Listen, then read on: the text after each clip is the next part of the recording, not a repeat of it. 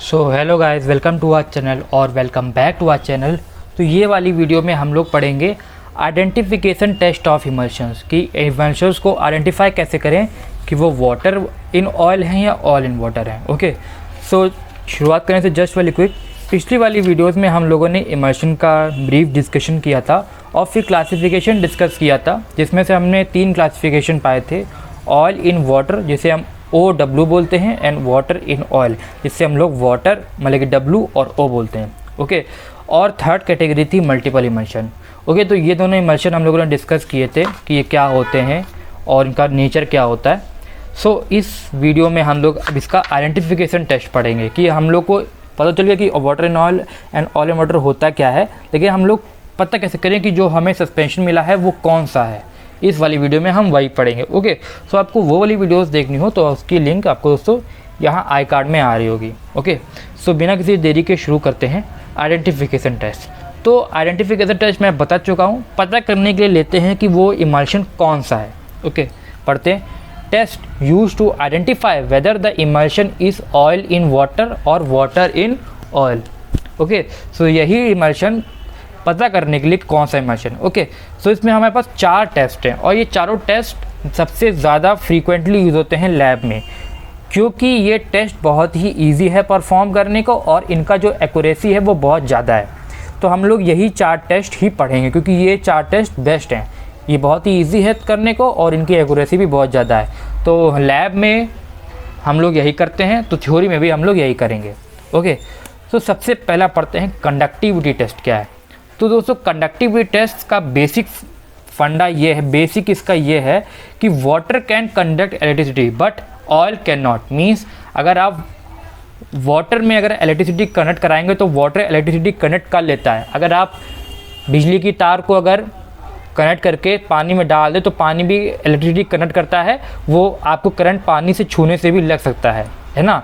सबको पता है कि वाटर भी अच्छा खासा इलेक्ट्रिसिटी कनेक्ट कर लेता है, लेकिन ऑयल इतने अच्छी से इलेक्ट्रिसिटी कनेक्ट करता नहीं है। ऑयल में जो कंडक्टिविटी बहुत ही कम होती है। ओके, तो पढ़ते हैं क्या है। It is based on the principle of electricity conductance. तो ये बेस्ड है प्रिंसिपल ऑफ इलेक्ट्रिसिटी कंडक्टेंस के ऊपर। ओके, सो अगर हम लोग कोई इमल्शन ले से देखिए दोस्तों, इमेजिन करिएगा कि एक मिनट,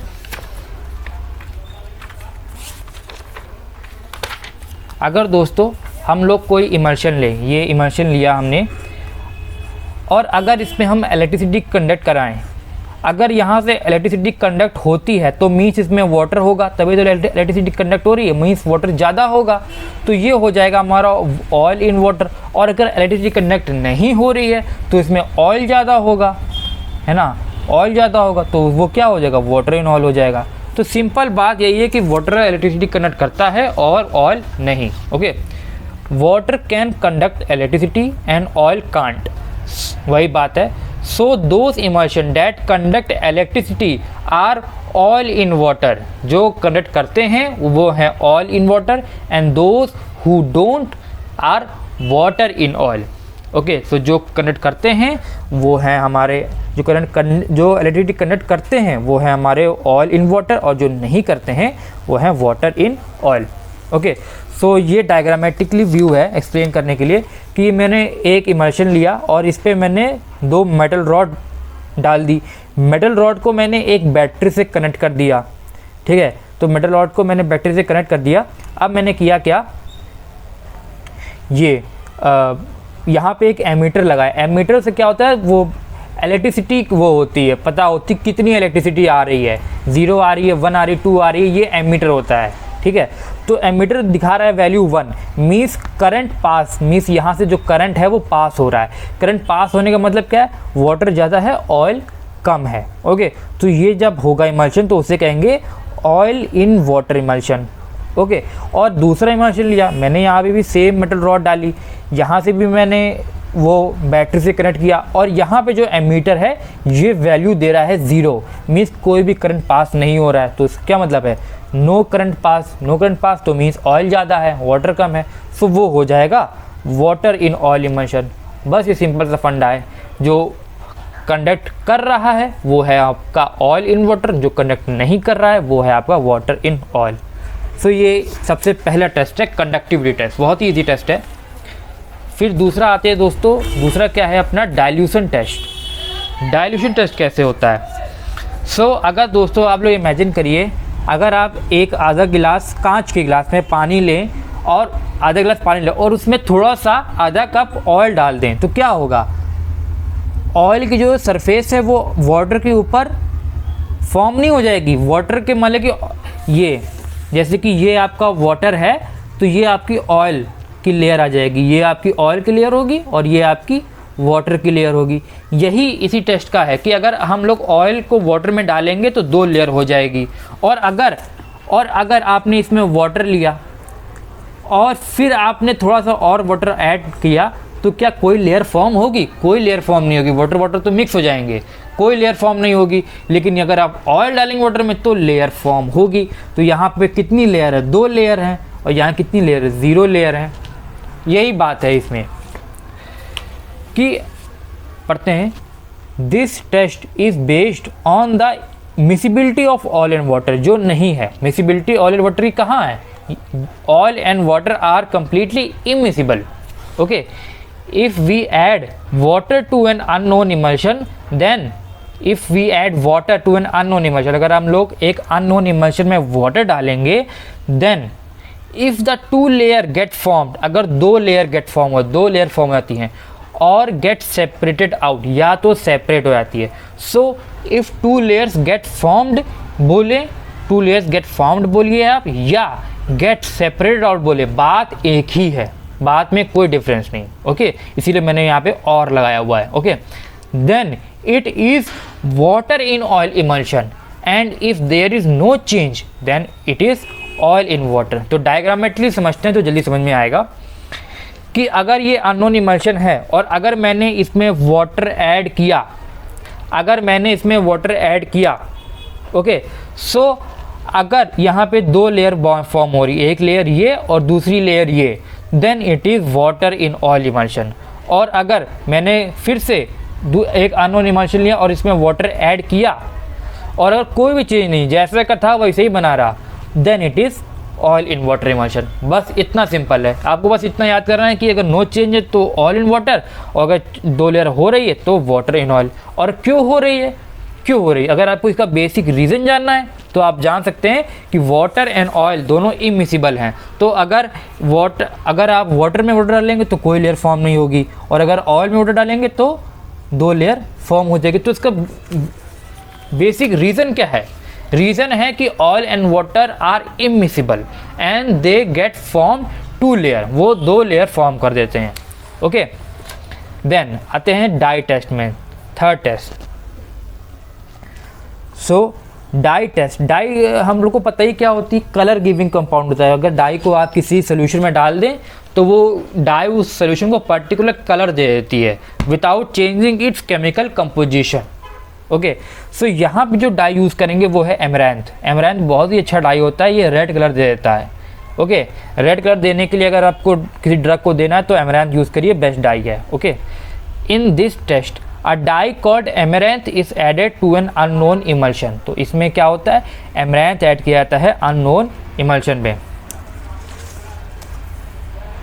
सो 2 कारण हो सकते हैं, यहाँ पे 2 केसेस हो सकते हैं। If the continuous phase become red and dispersed globule remain colourless then it is oil in water emulsion. तो समझते हैं इसको डायग्रामेटिकली, क्योंकि वो सबसे बेस्ट तरीका है समझने का। सो मेरे पास ये इमल्शन था, मुझे नहीं पता कौन सा इमल्शन है, इसमें ग्लोब्यूल्स है, मुझे नहीं पता कौन सा इमल्शन है। इसमें आपका कंटिन्यूस फेज है और ये ग्लोब्यूल्स हैं। अब मैंने इसमें एमरैंथ डाल दिया। एमरैंथ डालते जो मैंने ऑब्ज़र्व किया कि द कंटिन्यूस फेज, मतलब कि ये जो फेज़ है कंटिन्यूस फेज, वो हो गई है आपकी रेड। ये वाली फेज़, ये जो फेज़ है ये हो गई आपकी रेड, RED, रेड हो गई है। ओके, और जो ग्लोब्यूल्स हैं, ये जो ग्लोब्यूल्स हैं ये पूरे के पूरे कलरलेस हैं, ये कलरलेस रह गए। तो इसका मतलब क्या, मीन्स कंटिन्यूस फेज हो गई हमारी रेड और ग्लोब्यूल्स हो गए colourless. Then it means it is oil in water emulsion, यही सेम चीज़ इधर लिखी है। If the continuous phase become red and the disperse globule became colourless then it is oil in water emulsion. Okay, next पढ़ते हैं।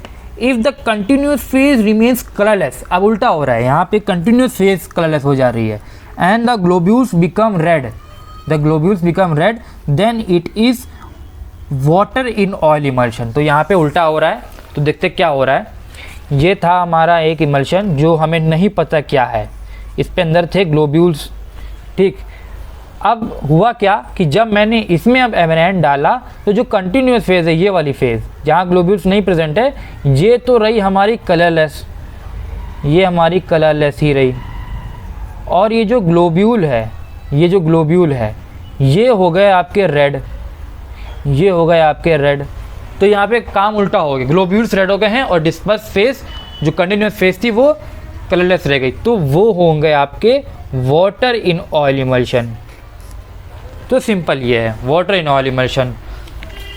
तो यही है आपका मेन बात कि अगर डिस्पर्स फेज रेड है और ग्लोब्यूल्स कलरलेस है then it is oil in water, and अगर कंटिन्यूस फेज कलरलेस है और ये जो डिस्पर्स फेज है ये कलरलेस रह गई तो it is water in oil emulsion.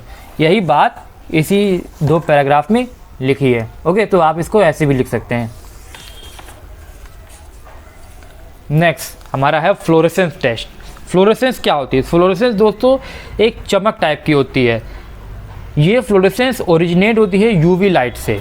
हम लोग यूवी लाइट का मतलब है अल्ट्रा वायलेट रेस, तो इसकी फ्रीक्वेंसी होती है एक पर्टिकुलर जो ह्यूमंस की आई को शायद विजिबल नहीं है, मुझे पता नहीं कि विजिबल है, मैं इस बारे में श्योर नहीं हूँ, लेकिन मुझे इतना पता है कि ये यूवी लाइट से ओरिजिनेट होती है। तो क्या है, तो यूवी लाइट का क्या फंडा है कि ये अगर ऑयल है, ये आप समझ लीजिए ऑयल है, OIL ऑयल, और अगर आपने यहाँ से यूवी रेस पास कराई तो यहाँ से चमक, मतलब कि ऑयल क्या है वो चमकने लगेगा, फ्लोरेसेंस देगा।